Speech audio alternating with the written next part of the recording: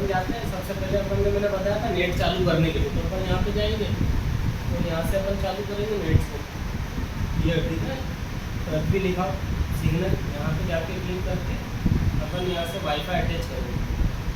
तो वाईफाई अपना जो मोबाइल रहता है तो उससे अटैच कर लो, या कोई जो भी आपके पास पे साइबर से चल रहा वाईफाई उससे ले लो।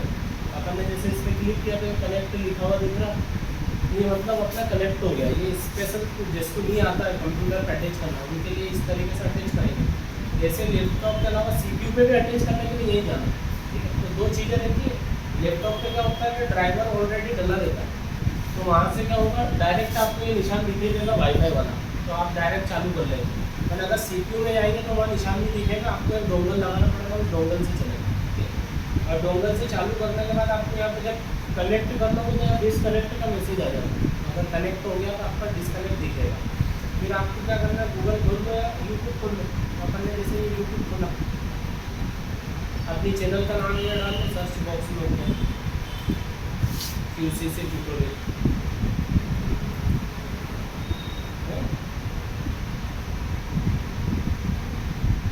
ये डाला अपन QCC ट्यूटोरियल,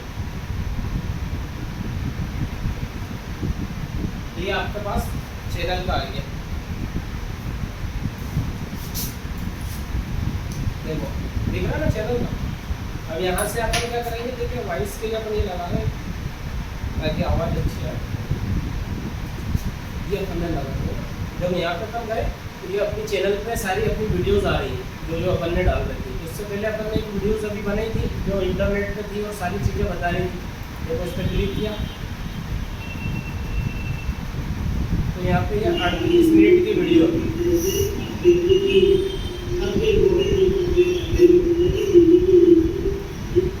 जब 38 मिनट की वीडियो, कितने मिनट की, अपन आगे बढ़ा के देखा तो ये देखिए, तो 5 वेबसाइट अपन ने पिछले उस क्लास में बताई थी। अपन आज अपन थोड़ा सा इसके बारे में बात करेंगे कि किस तरीके से आप लोग को काम करना रहता है। इंटरनेट पर अगर गए तो इंटरनेट क्या करता है कि दो चीज़ों पे डिपेंड है।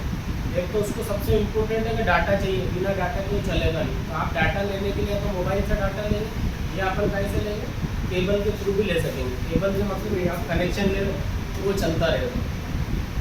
अब कनेक्ट हो गया, अपन डाटा से काम क्या कर सकते हैं, काम एक तो इंटरनेट की वेबसाइटें चला सकते हैं, इंटरनेट यूज़ कर सकते हैं। अब पिछली बार मैंने देखो ये वेबसाइट का नाम, ये वाला google.com एक वेबसाइट है, एक वेबसाइट है अपनी www 3 बार लगाओ yahoo.com,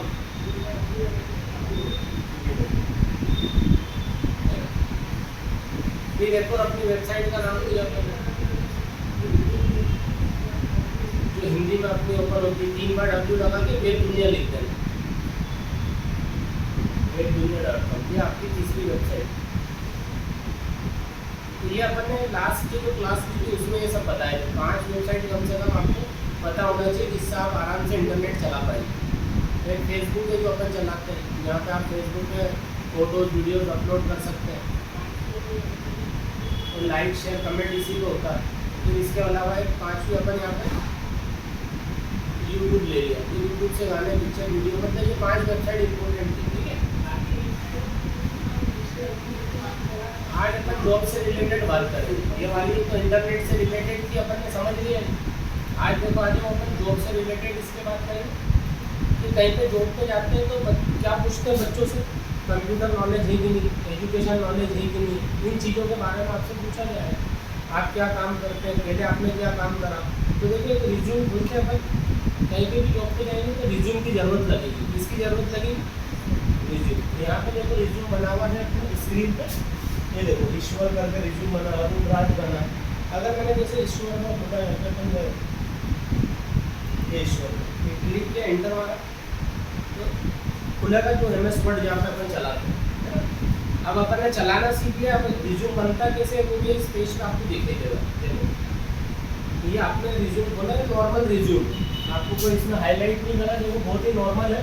रिज्यूम बीच में लिखा है, 2 लाइनें डाली गई, उसके अंदर यहाँ पे पूरा आपका नाम पता एड्रेस डाल दिए, मोबाइल नंबर ऊपर है। देखो तीनों चीज़ें ऊपर डली, क्या डली, यहाँ पे ऊपर फ्रंट पे डली। फिर आप देखो नीचे आओगे तो यहाँ पे ऑब्जेक्टिव डला है कि आप किस लिए काम करके जा रहे हो, आपका गोल्स क्या है, आप क्या कर लिखना चाहते हो तो यहाँ तो ऑब्जेक्टिव डालना है। फिर एक्सपीरियंस डाला कि आपने कहाँ क्या काम किया। अगर आपने कंप्यूटर टीचिंग की है या इससे पहले कहीं काम कर रखे हैं तो वो डालते हैं, है ना। फिर उसके बाद नीचे आए एक्सपीरियंस कितना आपको, कितने साल आपने कहीं दूसरी जगह काम किया। तो देखो कि एक जॉब छोड़ के दूसरी जगह जाएंगे तो वो भी अपने को बताना रहेगा कि हमने इतना काम किया, ठीक है। तो ये अपन ने सब डाल के 3-4 चीज़ें। फिर नीचे आएंगे एकेडमिक क्वालिफिकेशन, इसमें अपन को डालेंगे अपन ने क्या क्या इधर से पास किया एजुकेशन में। तो एजुकेशन में अपन देखो 10th पहले करते हैं, फिर 12th करते हैं, फिर उसके बाद BCom MCom LLB जो भी आपने करना था वो सब चढ़ा। बहुत सारे MBA करते हैं, बहुत सारे BBA करते हैं, MSc करते हैं, वो सब यहाँ पे लिख देते हैं कि भैया हमने ये करना था। फिर नीचे एक सेक्शन है एक्स्ट्रा क्वालिफिकेशन। अब देखो एक्स्ट्रा क्वालिफिकेशन में आपको क्या डालना कि आपने क्या एक्स्ट्रा अचीव किया। ये तो एकेडमिक हो गई, पर इसके अलावा आपने कोई एक्स्ट्रा कुछ सीखा, जैसे कंप्यूटर में बेसिक सीखा तो बेसिक लिख दो। आपने स्केटिंग सीख रखी, योगा सीख रखा, या कहीं पर आपने ट्रेनिंग लेके कोई टीचर की सर्टिफिकेट ले रखा, तो वो सब यहाँ पर डल जाएगा, ठीक है। फिर आएंगे अपन पर्सनल डिटेल में। पर्सनल डिटेल में अपन ने अपना नाम ऊपर लिखा। अब अपनी पर्सनल डिटेल में अपने फादर का नाम आ जाएगा, डेट ऑफ बर्थ अपनी आ जाएगी, मेरिड है या अनमेरिड है वो आ जाएगा, अपन नेशनलिटी, हार्ड वर्किंग, जैसे अपन को बताएंगे अपनी स्ट्रेंथ क्या है, वो सब चीज़ें भी यहाँ डालेंगे। हार्ड वर्किंग, स्मार्ट वर्किंग, हम बहुत तेज़ी से काम करते हैं, ऑनेस्टली डाल सकते हैं, ईमानदारी से करते हैं। कैटेगरी डाल देंगे ST SC OBC में। फिर उसके अलावा लैंग्वेज नॉलेज के बारे में आपको क्या नॉलेज है, हिंदी, इंग्लिश, मराठी, गुजराती, तो यहाँ सब लैंग्वेज डाल देंगे गुजरात। फिर नीचे आएंगे अपन हॉबीज़ लिखेंगे कि अपनी हॉबीज़ क्या, मतलब रिज्यूम अपने ही चीज़ों को बता रहे हैं कि अपनी क्वालिटी क्या आगे सब। तो ये पूरा पेज देखो अभी नीचे और जा रहा है, तो ये गए अपन ये देखो डिक्लेरेशन में दिया कि भैया आई हैव डिक्लेयर, है ना, I have by declare that all the above information given by is true that according to my knowledge. मतलब ये तो ऊपर बता दिया सब मेरे नॉलेज से बिल्कुल सही है, इसमें कोई गलत नहीं। क्या होता है कि कुछ गलत तो जबरन भर देते हैं और बाद में वो पकड़ाते हैं, तो ये लाइन उनकी काम आती है उनको जहाँ नौकरी पे जा रहा है। क्योंकि यहाँ अपन डिक्लेरेशन देते हैं कि ऊपर जो भी बताया सही है। अब जिसने 10वीं नहीं पास करी और 10वीं लिख दिया तो गलत हो जाए। BCom पास नहीं करा, BCom लिख दिया, कहीं जॉब करी नहीं, फालतू का एक्सपीरियंस बना दिया, तो ऐसा करने से क्या होता है बाद में अगर कंपनी को पता चलता तो आपको जॉब से निकाल सकते हैं। तो बहुत सारी आपके लीगल एक्शन भी हो जाती है, बहुत सारे नकली फर्जी मार्कशीट लगा के जॉब कर रहे हैं। आज वो जॉब वालों को जब पकड़ाते हैं तो पूरे उनको बाहर कर देते हैं वहाँ से, और उसके अलावा जितनी सैलरी उनके लिए वो सैलरी भी वापस ले ऐसा।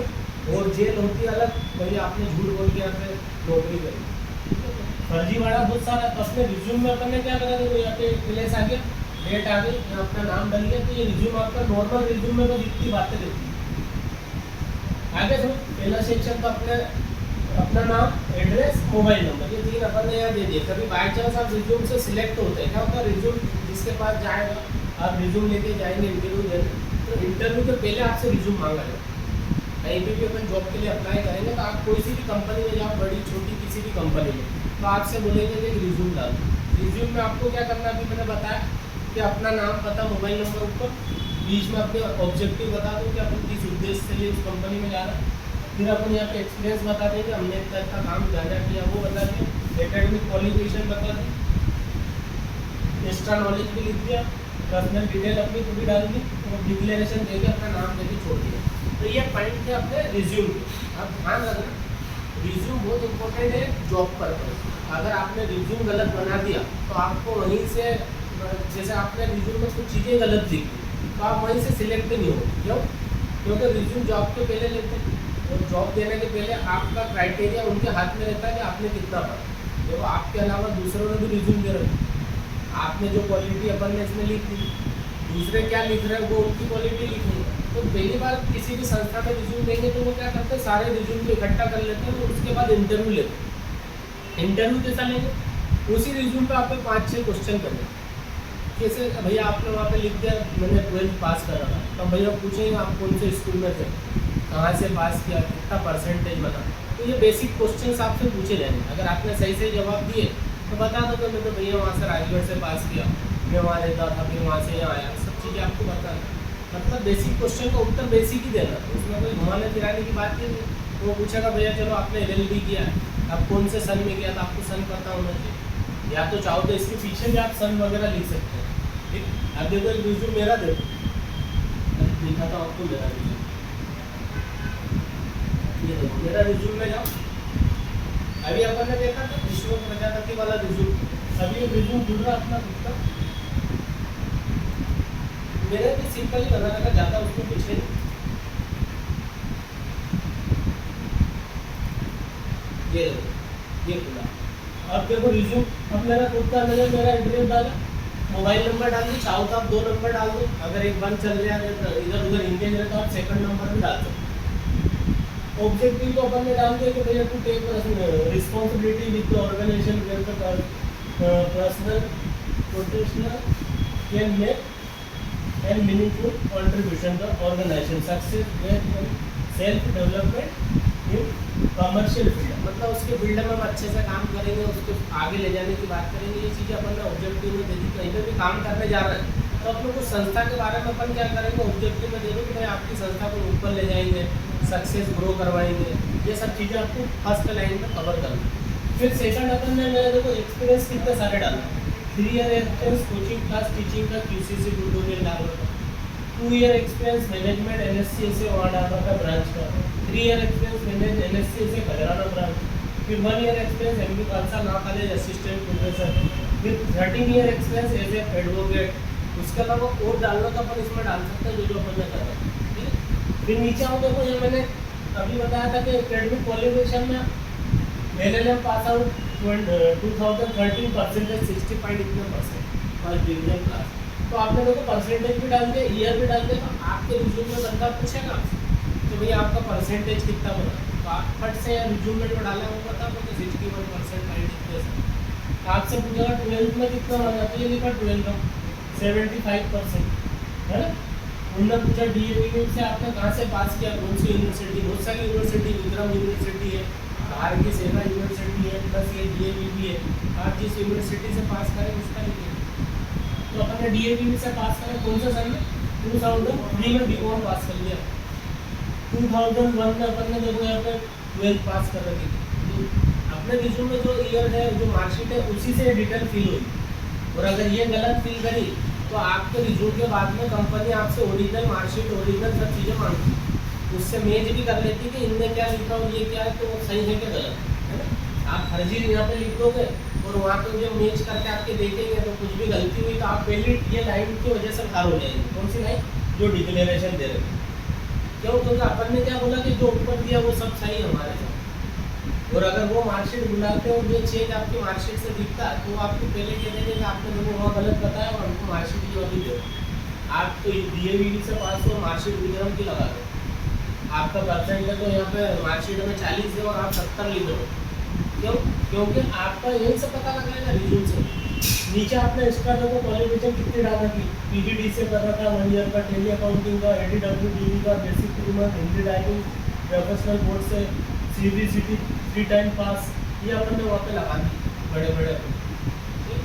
नीचे अपनी जानकारी दी थी, पापा का नाम, डेट ऑफ बर्थ, ये हार्ड वर्किंग, क्लास, प्लेइंग क्या, क्रिकेट, फुटबॉल क्या, जैसे अपना हॉबीज वगैरह डाल दी। तो ये एक नॉर्मल रिज्यूम आगे समझ। तो ये रिज्यूम अपना खुद को अपना बनाना आना चाहिए। अपन जब कंप्यूटर सीखना है और कंप्यूटर सीख रहे हैं तो आपको टाइपिंग आ गई, लाइनें लगाना आ गई, तो आपको ये बनाना बहुत ईजी हो जाए। कुछ भी नहीं करना है, यहाँ ऊपर रिज्यूम लिखा, साइज बड़ी करी, ये एक बन गया।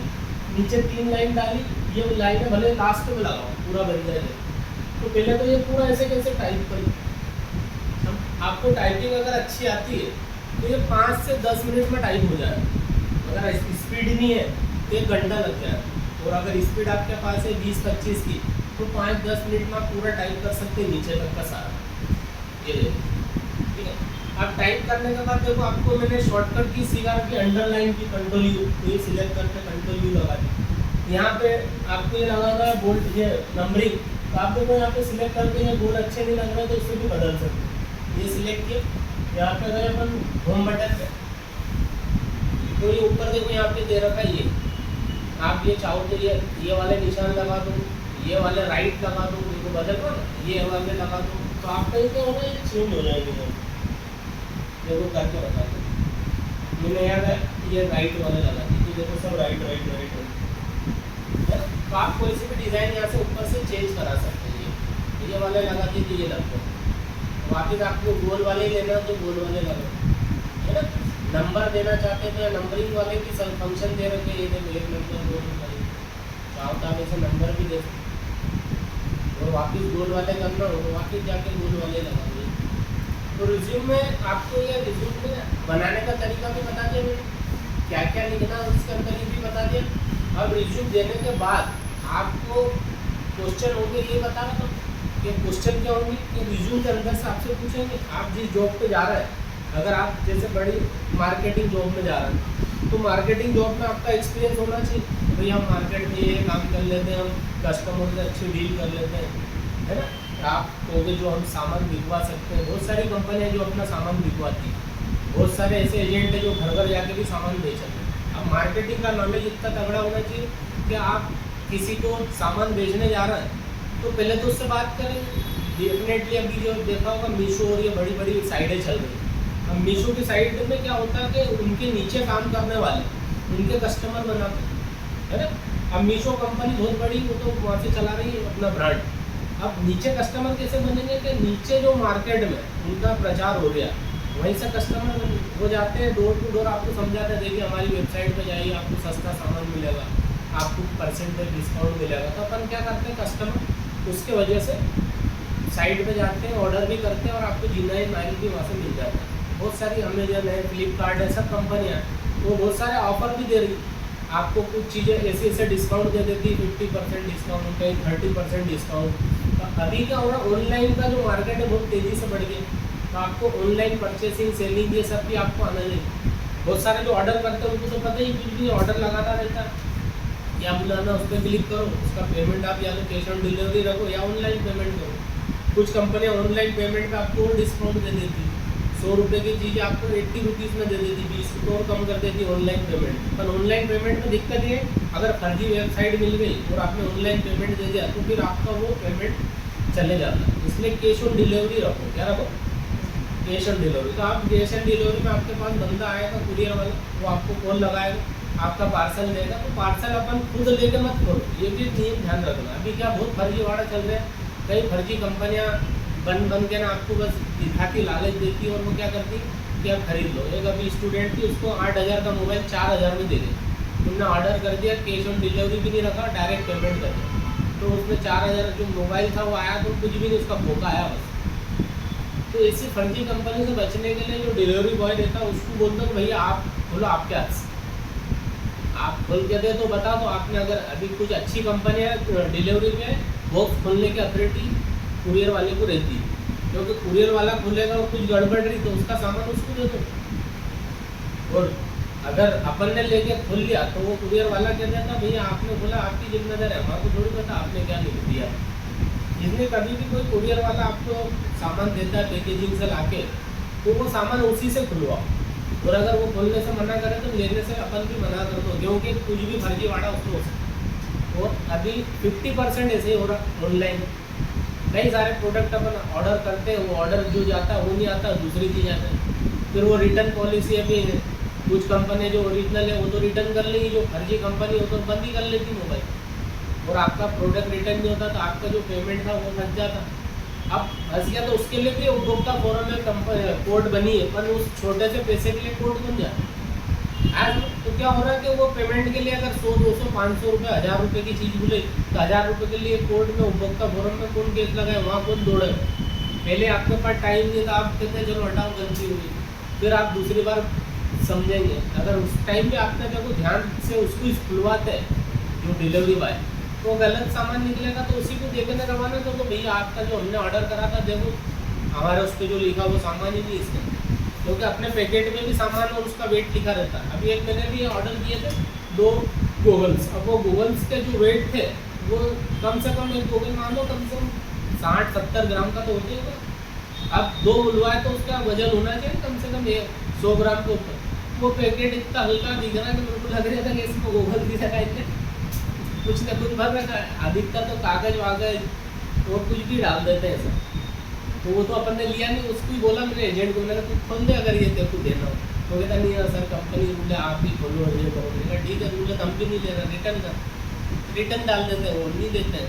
आप भले ही आपको लग रहा अगर वो खोल रहा है तो आप ले लो प्रोडक्ट, उसके हाथ से खुलवाओ, भले वीडियो भी बनाते जाओ साथ, भैया चलो आप हम वीडियो बना रहे हैं, आप आपके सामने सुनो। क्या होगा वीडियो बनाने से कि जो पैकेट आपका बॉक्स पैक होके आया, क्योंकि वो तो कुरियर से आ रहे हैं, अब कोई बीच में कुरियर वाले धांधली कर रहे हो या कुछ गड़बड़ हो रही है तो वो जिम्मेदारी कुरियर कंपनी की है ना।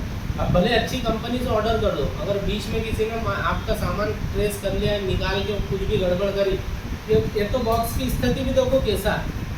कई जगह तो अपन देखते नहीं, अपन बॉक्स दिखता है कि भैया इसको खोला गया कि नहीं, कहीं डैमेज है कि नहीं। कुछ कंपनियां तो सील लगाती है और कुछ कंपनियां बहुत अच्छी है जो आपको पूरा ट्रांसपेरेंट रखती है, पूरी प्लास्टिक की थैली में दे रहे, सामान बाहर से दिख जाता है। तो कुछ अच्छी साइड है जहाँ से अपन लेंगे तो वो सब चीज़ें अपनों को दिखाई देगी। ठीक है, तो अपन देखो बात कर रहे थे ये रिज्यूम के ऊपर। रिज्यूम पे अपन ने पूरा रिज्यूम बना के दिया। अब अपन जा रहे हैं कहाँ पे, इंटरव्यू के लिए। तो जब रिज्यूम के अंदर से क्वेश्चन होंगे तो आपको नॉर्मली क्वेश्चन पूछेंगे रिज्यूम से। ध्यान रखना कभी भी आप रिज्यूम को इतना हाई लेवल का भी मत बना दो कि आपकी खुद की 12 बजे। क्यों? क्योंकि ज़्यादा बड़ा रिज्यूम बना के दोगे तो ज़्यादा क्वेश्चन पूछेगा सामने वाला। प्रोफेशनल रिज्यूम 3-4 पेज के भी बनते हैं, पर उनको कंपनियों पर डिपेंड करते हैं कि आप किस कंपनी में जा रहे हो, कैसे रिज्यूम वो लेता है ना। ऐसा नहीं कि आप ऐसा नॉर्मल रिज्यूम अगर छोटी कंपनी में दे रहे हो तो ठीक है चल जाएंगे, पर कई हाईली लेवल कंपनियाँ या बड़े बड़े प्रोजेक्ट उठाते हैं जहाँ आपकी सैलरी की डिमांड 1-2 लाख है, पैकेज में चलती है, वहाँ पे इस टाइप के रिज्यूम लगाओगे तो दिक्कत। क्यों? क्योंकि वो कंपनियाँ एक्सपेक्ट करती कि आपका क्या है क्राइटेरिया, वहाँ आपको एक अलग टाइप के रिज्यूम देखने को मिलेगी, है ना। 3-3 पेज के देखने को मिलेंगे, यहाँ फोटो का कॉलम रहेगा, यहाँ आपकी डिटेल रहेगी, आपने और क्या क्या कर सकते हो, पूरी डीप लेंथ में रिज्यूम भी बनते हैं। आपके अंदर क्या इच्छा है, आप क्या क्या कंपनी को बेनिफिट दे सकते हैं, ये सब चीज़ें वहाँ पर डाली जाती है। आया तो कंपनियां क्या है, छोटी बड़ी अलग अलग बहुत सारे मार्केट में कंपनियां हैं। अब वो कंपनियां आपके रिज्यूम पे डिपेंड करेगी कि आप किस कंपनी में जा रहे हो और कहाँ पे कैसा रिज्यूम दे रहे हो। ठीक है, अगर बड़ी कंपनी में जा रहे हैं तो इस टाइप के रिज्यूम बिल्कुल नहीं देना। मैंने बता दिया कि आपको 2-3 पेज का रिज्यूम बनाना पड़ेगा, उसका फॉर्मेट अलग होगा, उसके बनाने के तरीके अलग होंगे। ठीक है, तो वो सब चीज़ें भी अपन सीखेंगे। तो बनाना आसान इसलिए क्योंकि अपनों को MS वर्ड आ गया, टाइपिंग आ गई, अंडरलाइन बोल्ड ये सब करना आ गया। अब पिक्चर लगाना तो वो भी मैंने पिछली बार बताया था आपको। अगर यहाँ फोटो लगाना रिज्यूम पे तो आप कुछ मत करो, यहाँ पे एक बॉक्स बनाओ तो फोटो लगा दो।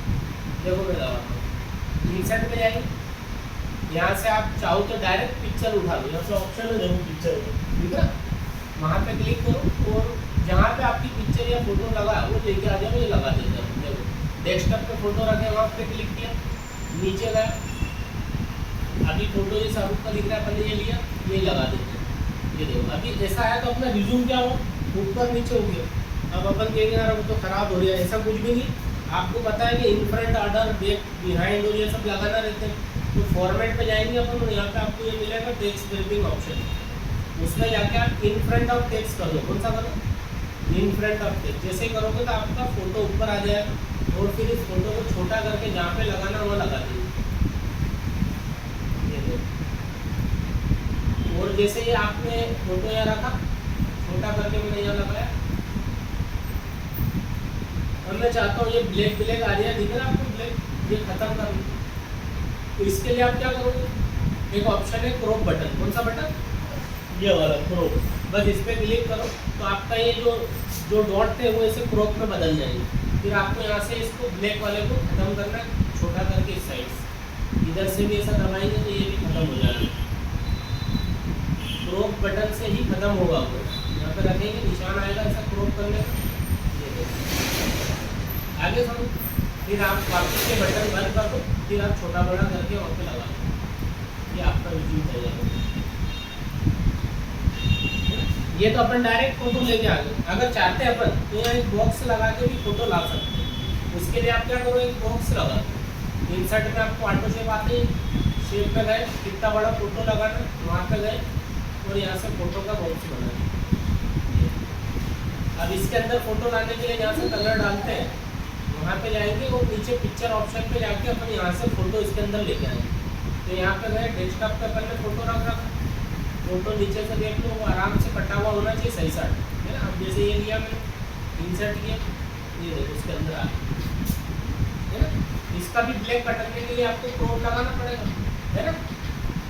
फॉर्मेट में जाओ, क्रॉप ऑप्शन इसमें देखो, इसके अंदर इसलिए देना कि ये ऑलरेडी बॉक्स के अंदर दिया, यहाँ पे आपको दिक्कत आएगी। क्यों? क्योंकि बॉक्स में ले गए तो बॉक्स में वो फिक्स हो जाता है। अगर अपन इसको भी क्रॉप करो बंद है वो ऑप्शन, हम यहाँ से छोटा बड़ा करेंगे तो भी वो ब्लैक वाला नहीं कट रही। क्यों नहीं कट रही? क्योंकि फोटो उसके अंदर। तो इससे अच्छा आपको पिक्चर वाले ऑप्शन से लगाएंगे तो वहाँ से आप उस पिक्चर पे जैसा चाहे वैसा कटिंग करके भी लगा पाएंगे। आगे समझ? तो दो तरीके, सबसे बेस्ट तरीका आपका कौन सा है? इंसर्ट से जाके पिक्चर का यूज़ करना है, ये वाला ऑप्शन, बस। तो आपका सही साइड फोटो लग जाएगा। तो कहने का मतलब समझ में आ गया, रिज्यूम भी बन गया, फोटो भी लग गया। ये रिज्यूम आपका जब इंटरव्यू सेशन पर गया, अब इंटरव्यू पे थोड़ी सी चीज़ें आपको ध्यान रखना है। अगर आप अच्छे से इंटरव्यू प्रिपरेशन करके जा रहे हैं, आपको इंटरव्यू के बारे में पता है कि कैसे पूछते हैं, एक दो बार आपने इंटरव्यू दिए, तो आप इजीली इंटरव्यू क्रैक करेंगे। और पहली बार जा रहे हैं, इंटरव्यू दिए ही नहीं, तो आपका दिमाग कहेगा क्या पता क्या पूछेगा, क्या होगा, से नौकरी मिलेगी कि नहीं, जॉब मिलेगी नहीं, दिमाग में चलेगा। ठीक है, तो चलने दो दिमाग में जो चल रहा है, पर आपको वहाँ ध्यान रखना है।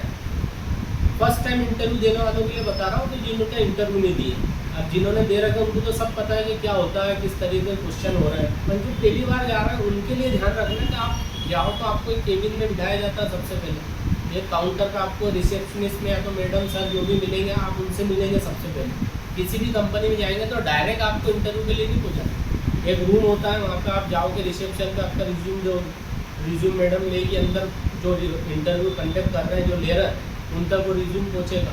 फिर वो रिज्यूम वाले धीरे धीरे नंबर वाइज बुलाते, एक साथ सब कुछ नहीं बुलाई, पहले एक का नंबर आएगा, फिर दो का, फिर तीन का। जैसे अगर कोई जॉब के लिए 100 वैकेंसी निकाली उन्होंने, तो कम से कम 200-500 लोग इंटरव्यू देने आ रहे हैं, 1000 लोग भी आ सकते हैं इंटरव्यू के लिए, तो छूट है, क्योंकि वो तो सिलेक्शन करने बैठे। अभी जैसे उदाहरण ले अपन, अभी यहाँ पे फोनिक्स माल खुला, वहाँ इंटरव्यू चल रहा था, वहाँ इंटरव्यू ऐसे चल रहा था कि आपको जिनको जॉब चाहिए रिज्यूम दो, आपको जॉब मिलेगी, आपके एजुकेशन पर्पज़ में आप क्या क्वालिफिकेशन है, आपका क्या नॉलेज है उसके साथ। अब हुआ कि वहाँ बहुत सारे रिज्यूम गए, दिन भर में हज़ारों रिज्यूम आते हैं। अब जॉब भी सबको मिल रही थी, ऐसा नहीं कि सबको नहीं मिल रही है, आपकी कैटेगरी के हिसाब से जॉब दे रहे हैं। क्योंकि इतना बड़ा मॉल खुला हुआ है इंदौर में, एशिया का सबसे बड़ा मॉल है व्यू पूरे एशिया में। अब वहाँ पे कितनी दुकान, कितने लोग काम कर रहे हैं, तो वो काम सब कौन कर रहे हैं? इंदौर वाले ही कर रहे हैं, आसपास जो रह रहे हैं वही काम पे जाते हैं, सुबह जाते हैं शाम को आ जाते हैं। अब वहाँ पे सैलरी पैकेज भी अलग अलग है, कुछ अच्छी जो शॉप्स है वहाँ की सैलरी पैकेज 50,000 30,000 से स्टार्ट। अब उसके लिए क्वालिटी वाले लड़के रखते हैं, क्वालिटी वाले लड़के रखते हैं क्योंकि उनको काम करवाना, टाइम उनका फिक्स रहता है 10-12 घंटे। अगर आप छोटी कंपनी में जैसे इधर मॉल में जाओगे तो 8-10 हज़ार फिक्स है, यहाँ से 10,000-15,000 से जॉब कम की मिलती है अपने। और पर ये बड़े मॉल खुलते हैं तो वहाँ पे आप रिज्यूम डाल के अगर इंटरव्यू फेस करते हो निकाल लेते हैं तो आप 25,000-30,000 वाली जॉब भी अचीव कर पाएंगे। क्यों?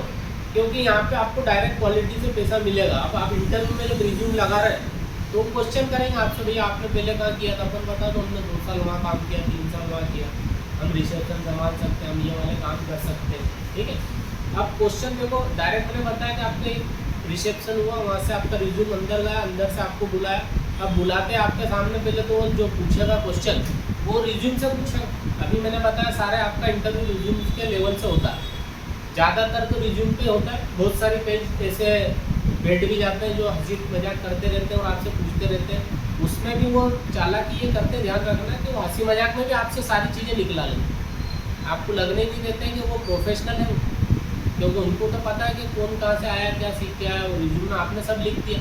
अब क्वेश्चन आपसे पूछा, आपने लिखा देखो यहाँ पे 3 ईयर एक्सपीरियंस QCC ट्यूटोरियल, तो आपसे पूछो भैया ये कहाँ है QCC ट्यूटोरियल, क्या आप इसमें काम करते हैं, इसमें आप किस जॉब पे थे, आपने वहाँ क्या क्या अचीव किया, ऐसे क्वेश्चन आपसे होंगे। ठीक है, एक आध एक्सपीरियंस आपने दिया, देखो 2 ईयर NSC से शीतल नगर। अब शीतल नगर क्या है, आप कहाँ पे, किधर पड़ती है कंपनी, NSC से क्या है, इसका फुल फॉर्म बताइए। अब आपने NSC से लिख रखा, आपको ही फुल फॉर्म नहीं पता था कि ये क्या करा फिर इतने सालों से, आप 3 साल वहाँ काम कर रहे थे, NSC का फुल फॉर्म नहीं पता, तो आप NSC का फुल फॉर्म भी नव सर्वोदय कंप्यूटर साक्षरता मिशन उसमें दे रखा अपन है ना, सर्वोदय कंप्यूटर के नाम से ये संस्था। ठीक है, ठीक है, NSC का फुल फॉर्म बता दिया। तो नीचे देखो एक लिखा आपने, इसमें अपन ने कोर्ट का नॉलेज डाला 13 ईयर, आप एडवोकेट है तो फिर एडवोकेट पे क्वेश्चन हो जाएंगे। अच्छा, आपने कितने साल की प्रैक्टिस करी, कौन से केस लड़ते थे आप, किस टाइप से आप केस लड़े, कितने केस जीते, ये सब चीज़ें पूछेगा। अगर आपने लिखा है, आपने नहीं लिखा है तो नहीं पूछेगा। आप जितना लिखेंगे उतने क्वेश्चन बनेंगे। फिर नीचे अकेडमिक क्वालिफिकेशन में से क्वेश्चन कर सकता है, भैया आपने 13 में करा कि ये LLM, बताइए 13 में LLM करा था तो आप LLM में क्यों गए, आप फिर इस जॉब पे क्यों आ गए। LLM तो एक तरीके से टीचर जॉब के लिए रहता है, या बड़े बड़े जो काम होते हैं उनके लिए भी, मतलब लॉ फील्ड में LLM सबसे बड़ा क्राइटेरिया ये होता है LLB के बाद, ठीक है। अब LLB जिन्होंने कर रखा है, LLB काहे के लिए होता है सबको पता है, वकालत करने के लिए। एक जो एडवोकेट बनता है, जो वकील बनता है, वो LLB के बाद बनता है। तो LLB की डिग्री के बाद आप वकालत किसी भी कोर्ट में कर सकते हैं, ठीक है। अब LLB के बाद अगर LLM आप ले रहे हैं तो आपका फिर लक्ष्य हो जाता है लॉ फील्ड में हायर एजुकेशन लेना, और हायर एजुकेशन जब आप लेते हैं तब LLM 2 साल का आपको LLB के बाद करना रहता है। अब LLM करने से फ़ायदे बहुत सारे, आप बड़ी बड़ी कंपनियों में LLM एक्सपर्ट बन सकते हैं, कंपनी लॉयर बन सकते हैं। इसमें LLM के भी अलग अलग सब्जेक्ट हैं। आप क्रिमिनल सब्जेक्ट में जाना तो उसके अलग सब्जेक्ट है, क्रिमिनल लॉयर। अगर आप मेडिकल लॉयर या आप बिजनेस लॉयर बनना तो उसके लिए बिजनेस कोर्स अलग है। तो इसके भी क्राइटेरिया बहुत सारे हैं। तो अपन ने बिजनेस से कर रखा तो यहाँ पे लिख भी सकते थे, ये जो लिखा है LLM बिजनेस भी डाल सकते थे कि भैया बिजनेस लॉ से हमने कर रखा। तो वो पूछेगा, अगर पूछेगा तो आपको बताना, नहीं पूछ रहा तो कोई दिक्कत नहीं। फिर आपने 10th 12th के बारे में तो बहुत कम पूछेगा, उससे कोई इतना नहीं है। पर वो बर्थडे डेट का कभी कभी पूछ लेते हैं, भैया आपके डेट ऑफ बर्थ जो आप नीचे डाल रहे हैं और आज आपकी एज कितनी है, तो आपको एज कैलकुलेशन भी पता होना चाहिए। आपको एज कैलकुलेशन नहीं पता तो फिर आपको कि वहाँ पे भी दिक्कत नहीं होगी, है। अब देखो एक गेम और आपको बताता हूँ एज कैलकुलेशन का कैसा। आप मंथ और डेट ला, कॉपी की कॉपी नहीं ला तो चलो ठीक है, अगले क्लास में अपन देखेंगे, है ना, या इसकी वीडियोस आएंगी। अभी मैं बताऊंगा एक अपनी वैदिक मैथ्स की क्लास स्टार्ट करेंगे। तो वैदिक मैथ्स में बहुत कैलकुलेशन तेज़ी से होता है, जो अपन नॉर्मल मैथ्स से सीखते हैं उससे थोड़ा अलग हटके वो चीज़ है। एक अबेकस और वैदिक मैथ्स, दो कॉन्सेप्ट आपने मैथ्स में सुना कि नहीं सुना, नहीं सुना भैया। देखो ये बहुत इंपॉर्टेंट कॉन्सेप्ट है, ये अपनों को अभी तक भी पता रहता है कि कितनी तेज कैलकुलेशन कर सकते हैं। जो सवाल नॉर्मल मेथड से आप 1 2 3 मिनट लेंगे, वो सवाल कुछ सेकंड में वैदिक मैथ्स अबेकस कर देता है। कितने सेकंड कैलकुलेशन की बात की कि आपको कैसे करना है, वो आपको ट्रिक और ट्रिक्स आना चाहिए। हाँ सर, थोड़ा सा आपको एक नॉलेज दे देता हूँ हल्का सा।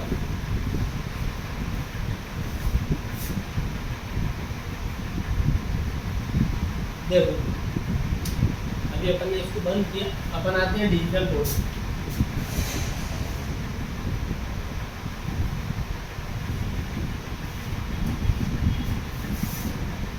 ये अपना डिजिटल बोर्ड। अब देखो हल्का सा कॉन्सेप्ट, अभी बात हुई तो अपन मैं तुमको बताता हूँ कि अपनी जो आने वाली क्लासेस अपन वैदिक मैथ्स का काम कर रहे हैं और इसके लिए भी ब्रांच या तो बाहर या यहाँ पे भी चलाएंगे। उसमें आपको क्या रहेगा कि नॉर्मल मैथ्स और वैदिक मैथ्स में बहुत अंतर है। कैसे अंतर है, जैसे कोई आपको दिया तो थोड़ा सा बड़ा कर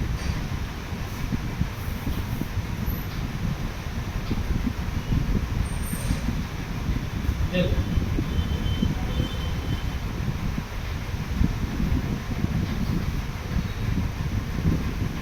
ये आपको इतना सारा दे दिया और बोला कि इसको जोड़ो, तो आप कैसे जोड़ेंगे, बहुत इजीली जोड़ेंगे। 7 और 4 11 और 5 कितने होते हैं 16, फिर ऐसे जोड़ते आपका उत्तर आया, है ना। तो ये हो गया आपका नॉर्मल मैथ्स। क्या हो गया नॉर्मल। अब वैदिक मैथ्स से क्या करता है, कॉन्सेप्ट सिखाता है कि आपको करना क्या। देखो यहाँ पे आपको कॉन्सेप्ट कुछ भी नहीं है, हल्का सा जोड़े से लेवल से बना के मैं सेकंड में उत्तर बताता हूँ। जैसे एक मैंने 8 को 2 से मिला, एक जोड़ा बन गया, एक इससे 2 जोड़े बन गए, एक ये 3 और 5 को मिला के मैंने जोड़ा बनाया। देखो इसका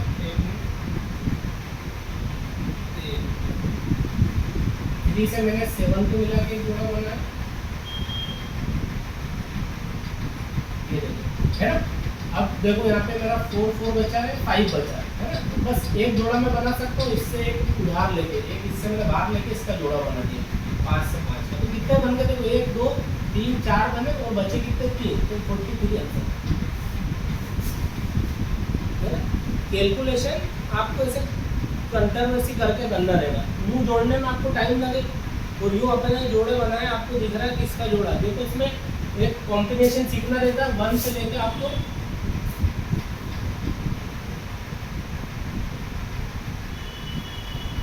9 तक आपको जरूरत है, 10 की जरूरत नहीं है आपको, 1 से 9 तक की आपको जरूरत है।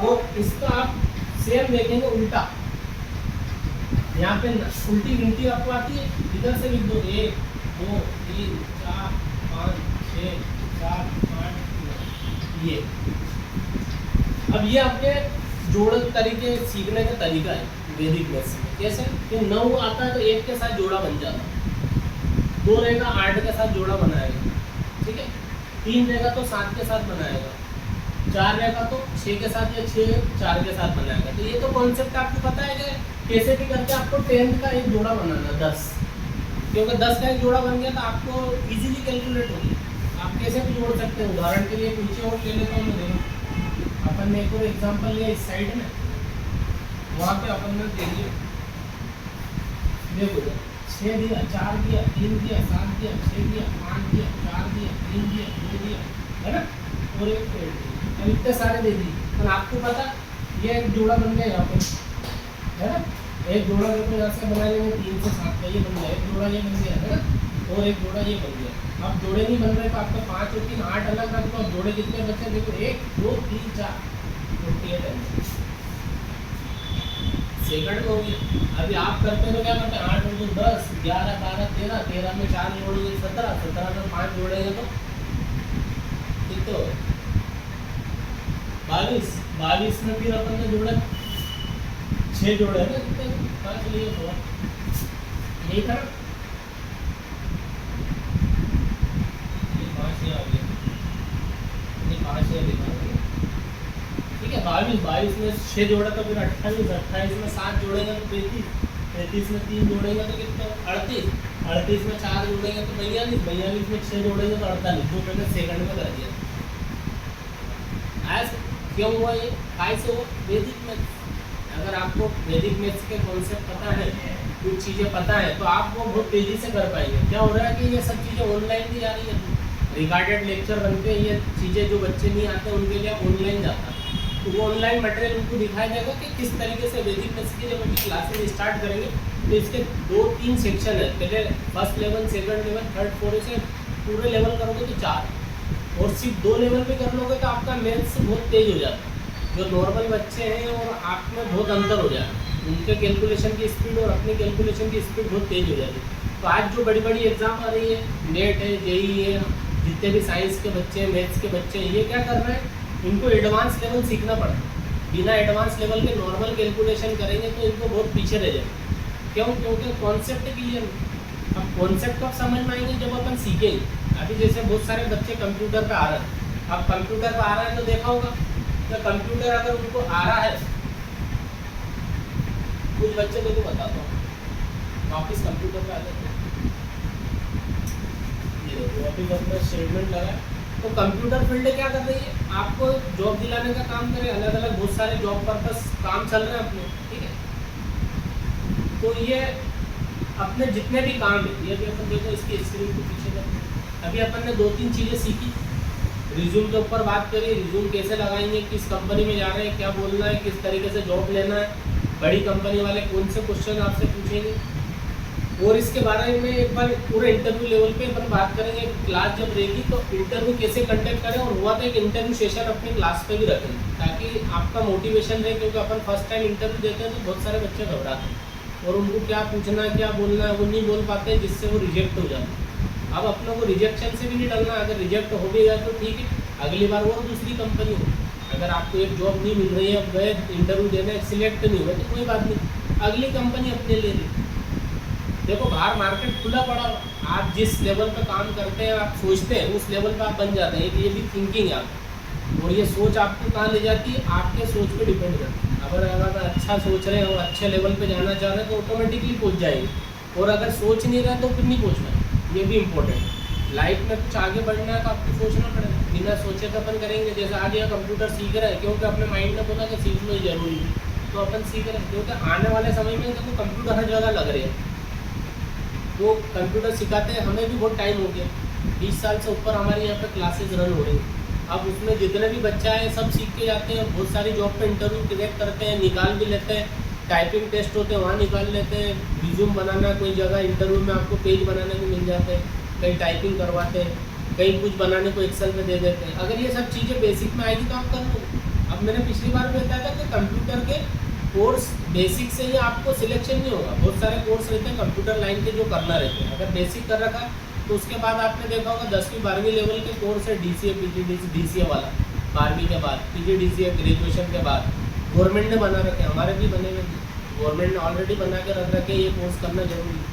आप ये करेंगे तो ही आपको उधर की जॉब में लेंगे। पटवारी वाले में कंपलसरी ये करना, रेलवे बैंकिंग कहीं जा रहे हो तो ये कोर्स करना जरूरी है, वरना इसके अलावा फॉर्म नहीं भरा है। यहाँ तक कि CPCT का मैं हर बार बताता हूँ कि CPCT सबको करना है 12th के बाद। क्यों करना है? क्योंकि MP गवर्नमेंट का टेस्ट है, अगर वो पास कर लोगे तो आपको एक सर्टिफिकेट मिलेगा जो ऑल ओवर आपको MP के अलावा बाहर भी काम आ जाएगा।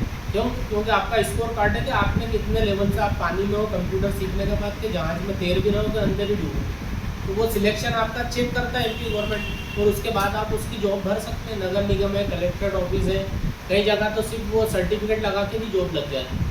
आपको दूसरी कुछ चीज़ें बताने की ज़रूरत नहीं है, बस आपका नॉलेज है, क्योंकि 12वीं के बाद ही होता है वो एग्ज़ाम, तो आप वो लगा के डायरेक्ट सिलेक्ट भी हो सकते हैं। तो ये सब चीज़ें आपको ध्यान रखना। जब भी क्लास लेती है, देखो अभी रिगार्डेड लेक्चर अपना बन गया, अभी यूट्यूब पे जाएगा, चैनल पे ये लोड होता है, वहाँ से थोड़ी एडिटिंग करके इसको लोड करते हैं अपन, और वो लोड होने के बाद दूसरों को भी दिखाया जाएगा कि भाई इन चीज़ों को आपको ध्यान रखना है। आया समझ? तो आज के लिए इतना काफ़ी। जब अगली क्लास जब भी रहेगी तो अपन इस पर बात कर लेंगे, ठीक है।